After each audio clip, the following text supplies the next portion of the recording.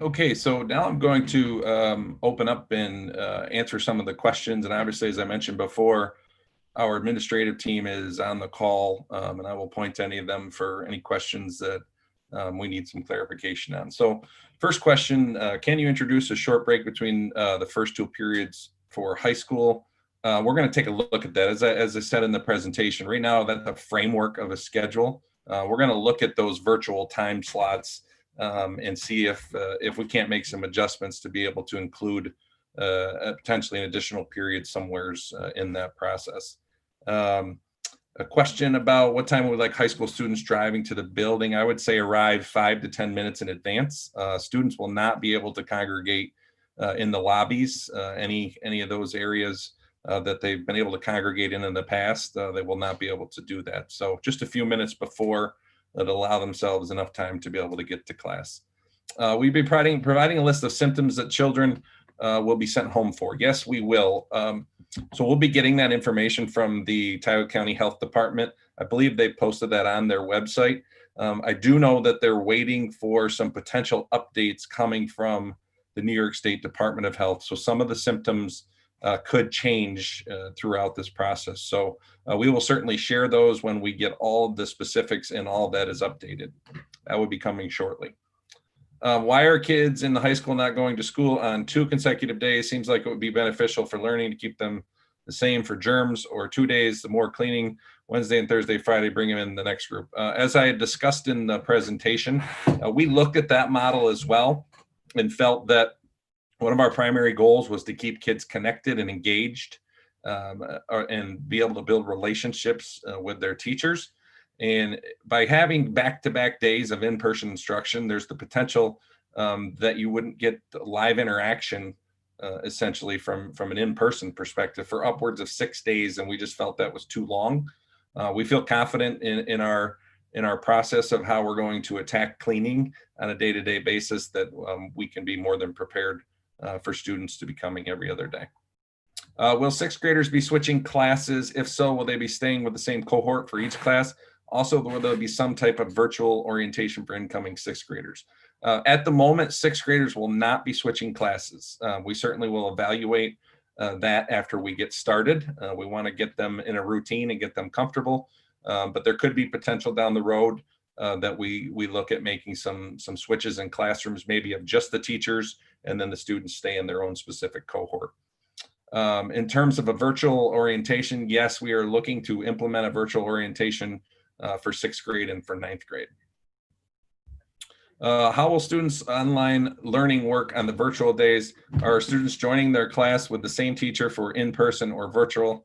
So half the class is at home and half is in school every day. Yes, that's correct. So what would happen is if you're a student who's in the red group, you would come on Monday in person, and on Tuesday you would log in to your classes remotely. And again, Wednesday is completely a remote day for all students. So that's how that would work. So the opposite day, you'll technically be logging in to class remotely when you're not in person. Will there be MTB? We are still evaluating that. One of the challenges with music is right now, probably the safest place to hold music would be outside. Unfortunately, from a music perspective, based on the guidelines, are requiring up to 12 feet of social distancing. So we're still working through all those things. We're extremely hopeful that we can have all those things take place. Would students be allowed to wear a face shield while seated and distance and be able to take their masks off? The answer would be no at this point, unless they had a medical situation that precluded them from being able to wear a mask, then the shield. But the guidance says the students should be in masks. And as I had mentioned earlier in the presentation, one of the biggest concerns coming from the health department and the physicians is that is the air, this virus being airborne. So wearing the mask is really crucial for that time. What will 6th grade virtual schedule be? Do they get breaks, and do they log in and out of each class? Virtual schedule, again, you'll see a lot of mini lessons that will happen. A student will not be logged in necessarily when they're virtual for the entire time of those periods. There may be times where they're in and out of different group group work via Zoom, or the teachers working individually or in small groups with them. So there'll be some flexibility in that. It won't just be that you log in and stare at a computer all day. If a high school student is taking a science course with a lab, what will this look like? Will the lab be in person? That is a very good question. I'm going to turn that over to Mr. Georgia and Mr. Francisco. If either of you want to comment on that question, I believe the answer is the lab would be in person primarily.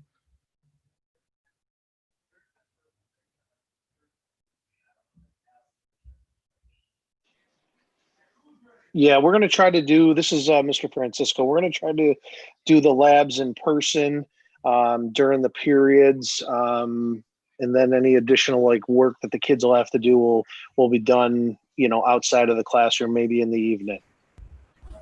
Thank you. Yep. Will there be kindergarten orientation? Not sure at the moment. We're going to look at that to see how that could potentially work. As far as virtually, there probably will be some type of virtual introduction for all students from teachers as we begin the school year. As you mentioned before, we have moved our superintendent's conference dates at the beginning of the school year and moved the start date to September 14th.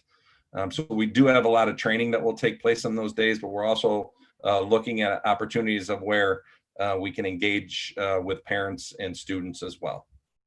Will subs be used this year? Will they receive on-site training? So we're still really up in the air on substitutes. One of the challenges for us as a school district is cross contact and cross content tracing.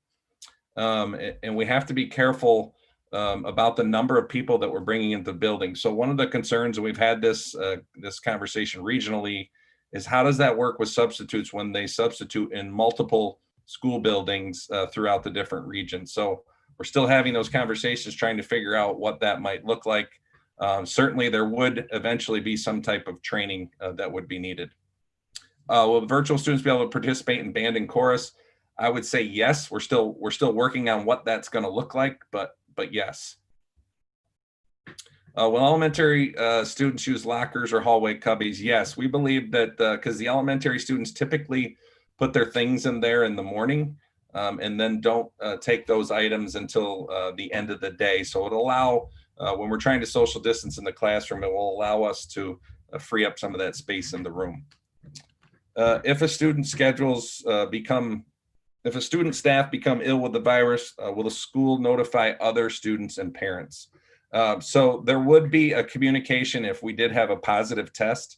As I mentioned in the presentation, we are going to be very careful about what we will and what we can disclose based on the privacy of students and staff and the HIPAA laws. Student schedules are going to be modified due to certain classes on hold, band and chorus. Will the student have input into new classes available? I'm certain that would be the case. Obviously, we're working on scheduling right now with our guidance department, and we'll be finalizing that here in the near future. And then adjustments could be made based on an individual student schedule. Will virtual students get a lunch break? Sure, absolutely. They'd get a lunch break based on what the schedule is that they've been following. I'm sorry, trying to go back up here. With a single point of entry into the middle school, high school, will there be a measure in place to avoid large group entering at the same time? Yes, we're actually taking those precautions at all of the buildings in terms of how we're going to bring students into the building, whether if it's a drop-off student or a student that's coming in on the bus. So we're working on that, and we have plans in place to communicate that out to each of the specific buildings before school starts. Will the high school have breakfast? Yes, the plan is for them to have breakfast. It would be obviously a little bit later breakfast, but we're working with Broome Tioga BOCES right now on what that would look like. When we'll be able to find out teachers and supply lists for class, I would say fairly soon. They're working on them right now. One of the things, as I had mentioned, that held us up a little bit was the enrollment choices so that we could make decisions on what those numbers were going to really look like in each class. So that should be coming soon. This is new for us in terms of supply lists for students, and we're trying to prepare for what those look like for students who are going to be virtual and also in current working on that. Later start date of 9/14, will the school year be extended? No, at the moment, we have scheduled superintendent's days, and those were spread out throughout the year. And what we did is we moved all of those days to the beginning of the school year. So we'll be okay in that scenario. How will decisions be made as to what class is dropped in the high school due to the elimination of one period? As I had mentioned earlier, that's a framework at the moment. One of the things that I think that we'll see in a hybrid model is there's potential for a lot of flexibility for students in the courses they take. So we're still analyzing that. That number of periods could change, or more opportunities for some virtual courses may come about, or hybrid type courses could come about for students to take. So the last thing we're really trying to do is wanting to eliminate any course load for students. At the high school, will there be any clubs allowed, community involvement like SAD, Interact, Key Club, Yearbook Club? I would say at the moment, we're still evaluating what that looks like. At the moment, we have still not been cleared really for outside groups to come into our building, again, because we're trying to limit the cross contact, and the cleaning will be so intense that be very challenging. We're hopeful that we can do some of those things though.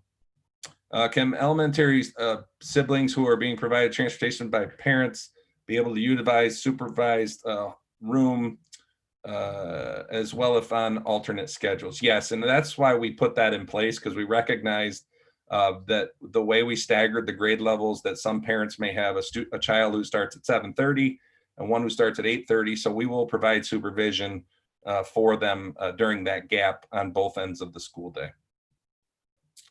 How will fire drills work? At this moment, I would assume they're going to continue to work the same way.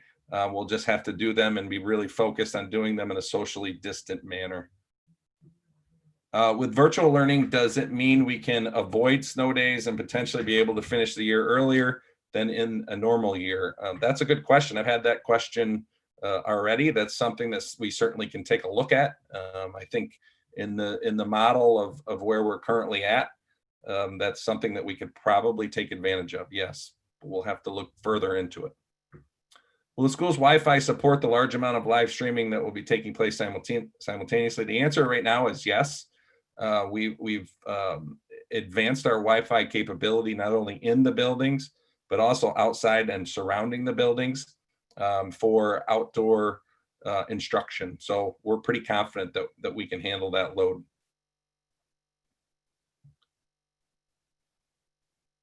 So it looks like at the moment, that's all the questions. One of the things I would encourage you to do as more questions come up, please reach out to us. There's an opportunity on our website to ask questions. You could email OA Dateline with information or questions that you may have, or you could specifically contact the buildings for more specific information regarding your child. And we really appreciate your patience as we work through all of these different scenarios and try to do what's best for all the students and staff and community, and making sure that we have a safe and healthy learning environment for students. The last question I have, or last couple questions I have here, is if a child is in person but for some reason has to miss several days and they attend online and are not marked absent. So if they're logging in remotely, they will not be marked absent. So students are actually required to log in if they're in person, or if they're in remote. We'll be taking attendance for all of that. Is there only one nurse for all three buildings? Yes, we have a nurse in each building. That is correct. So thank you so much again for joining us. And again, any further questions, please feel free to reach out to us.